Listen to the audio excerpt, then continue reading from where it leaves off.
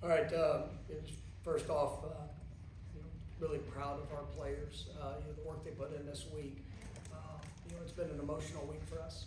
And, to start off, and, I'm grateful, thank God every day for the opportunity I get to be around these young men and the work that they pour in, the relationships that they're building, the investment to just try to be the best version of who they are, on and off the field. And, it was a tough week, coming off a big win, obviously, hearts were with Ethan and, the fight that he's going through. And, it's a lot of emotions for our team. And, but I thought our guys throughout this week and everything that we experienced, I thought they really, truly came with a purpose and a passion to go get better. And, that was the focus, is that, man, I wanted to see their response. I wanted to put on film and to go compete as a team that's passionate to get better. And I thought they did that. And a lot of explosive plays. A lot of players. I think we were close to 90 players that got a chance to play today. And as I was challenging them throughout it, it didn't matter the player that went in. The standard and expectation and responsibility to this program we all have. And I thought they did a really nice job. It was a dominant performance, and offensively, defensively, I thought the coaching staffs, both sides of the ball, special teams, I thought everybody did a wonderful job in preparing. Because I wanted to see this team go take a positive step, and they definitely did that. And just a great day and great performance overall. Really appreciate. I want to give out a shout out to our student section. They sold out today, and we had a great crowd, great energy. Early kickoff, but they came, and you felt them early in the contest. I tell you, Marching Chiefs once again, so very impactful, and you continue to fuel off that energy that this great fan base brings. And so just grateful for all of our Florida State family that was here today, and it was a great atmosphere. And once again, it's good to take another positive step to be sitting here 2-0. All right, first question will be Liam.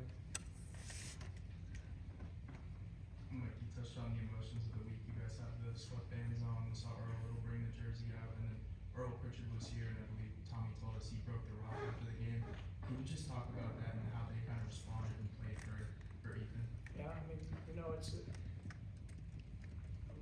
I try, but Ethan is one of my, I've recruited him for years. Got a chance to watch him, grow and just when he committed to Florida State, the way that he plays the game, it's a passion, energy, he loves it. Absolutely loves it. And to know that right now it's taken away from him, in a senseless act, and something that you don't always know why. And you don't always know why you have to go through things in life. You don't understand, the reasoning. But I do believe that God has His hand over Ethan and this football team and just all the relationships. But to have Earl here today, he's a wonderful man, and he is being with him. I know it's so very hard, and I know it's so hard, for anybody to have to go through. But he told me earlier in this week. He said, "I know where my boy wants to be, so I'm gonna go stand in his place for him." To see the team and just the embrace for that, it's special. The maturity of this team from this whole week to come out and play this way, play this talented, play this focus.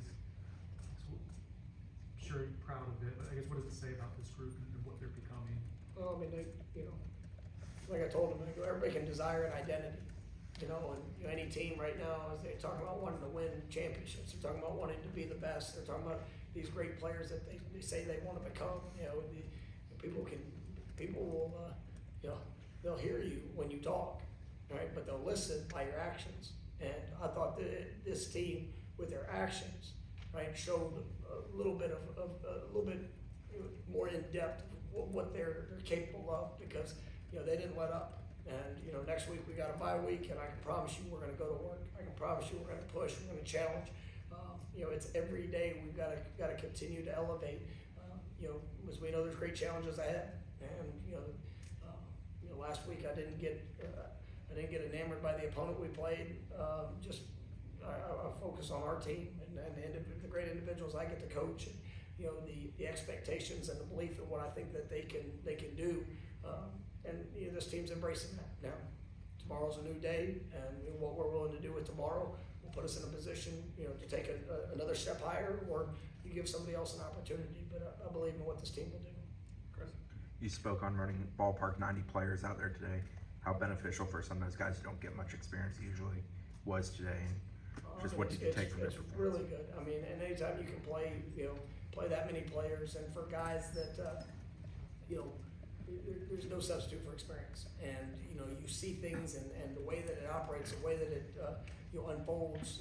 There's some good plays and there are some bad plays. And you got to see some guys that really, rose to the occasion, and, we're going to be able to encourage and build off of that. And then there's some critical corrections that we're going to have to make, and to help guys to understand that, hey, it might not have looked like you wanted to, but if you're willing to pour in and go get better, then we'll be one step closer. So it's good to be able to have that on-field experience. And like I said, I thought Gus, Tony, JP. I mean, I thought they did a wonderful job in the planning.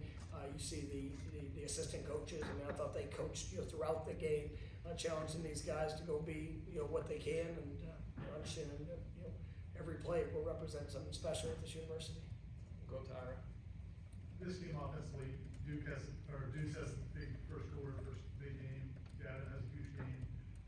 Do you guys know who's going to have the big game going into a game, or is it evolve just the way it is? Well, I mean, you never exactly know, where those opportunities are going to show up. But it's like we challenge players. You never know exactly when, but when it does, you have to be ready. And I thought Deuce was remarkable. I mean, he showcased what we get to see in practice. His speed, length, playmaking ability. I mean, that was an incredible touchdown catch. Great ball by Tommy to keep it on the outside where it's Deuce or nobody. And I mean, that was a thing of beauty. Obviously the long 80-yard touchdown. I mean, that was just speed. Tommy, put the ball out there for Deuce to go get it, and he did. And so, I really like what I'm seeing from them. I like what, obviously with Roy Dell down, Gavin got, a little bit bigger workload, and was, I think he had 3 touchdowns today, very productive, with his opportunity. The offensive line, was dominant today, and they needed to be, but you look, defensively, it's really the same, it's the same thing.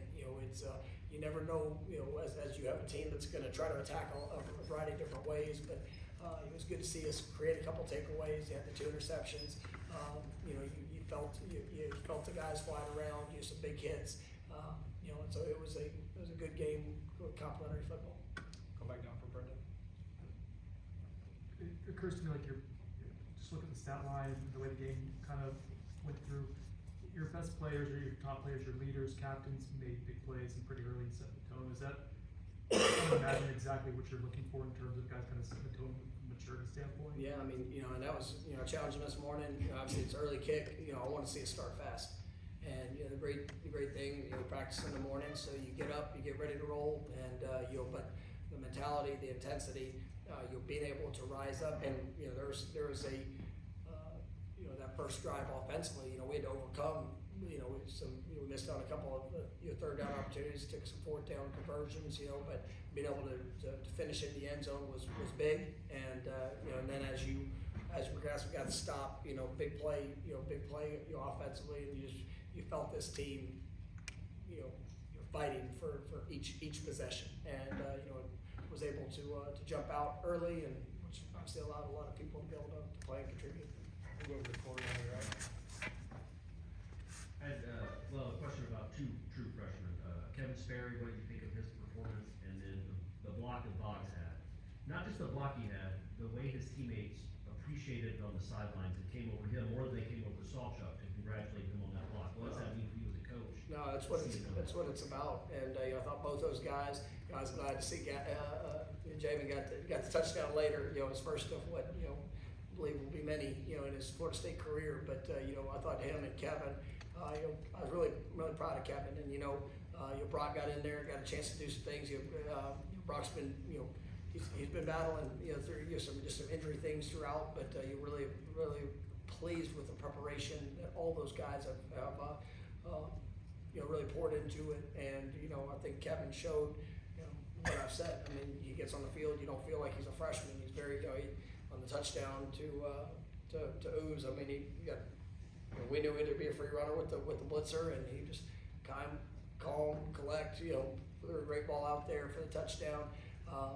You know, the block by Javen was really impressive. You know, they're on the fourth down, and just, you know, he's got his route, and, you know, he was preliminarily was open, but the first read got it to the back, and, you know, he went and did what he needed to do for his teammates. And, you know, it's you know, everybody wants the ball at receiver, skill positions, but when you're willing, when the ball doesn't come to you, and you're still willing to make you know, those effort, you know, I say unselfish plays. I mean, that's big, and I think you saw the appreciation from his teammates when you're willing to give for the benefit of others, and, you know, that represents Florida State football. All right, we'll go a couple more, back to Ira. With so many different pieces, you know, I think we've seen now over the last couple of years in college football, because these rosters change so much, it's difficult to know what the chemistry, culture, all that's gonna be like. What do you think's been the key to this group, the way they've all kind of rallied around each other? Where do you think that came from? Well, I mean, I think it's a lot of the, you know, you know, the DNA of who they are. You know, they came in, you know, eyes wide open, and that's players that came back. That's players that high school players that came in, transfers that joined our program.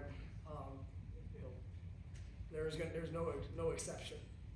Like if you don't have that desire, and I mean everybody's got desire, but if you're not willing to put into action the work, the investment, you know, the sacrifice for, you know, to go win and to represent Florida State and to be a part of this team and this program, then it wasn't going to work. And, you know, I think we were able to find an incredible group of young men, and we have had a great group of young men that were here, you know, part of the program that wanted to be the difference. Because, you know, I mean, to be real, I mean, every player that was on our team, you know, had opportunities to go other places. Like, that's the new age of college football. But the ones that knew the expectation, wanted to be a part of the difference, wanted to be, you know, guys that led as we pushed forward. I mean, they've done a remarkable job, and, you know, I think the newcomers, you know, they are who I thought they would be, and you know, they've bought into Florida State, and we're going to continue to challenge them for every bit of who they are. And we've seen this before. It's not like the first time that we've had this, but we were able to go and get, you know, the right guys, and you know, they've done a wonderful job, you know, pouring into this program and their teammates. All right, we'll end with Brendan. I imagine you'll get more information later. Do you have any updates on Squirrel White and James Williams? Are those long-term injuries? I don't have that type of information right now, but I don't believe so. But obviously we'll see. Thank you, Coach. All right, thank you guys.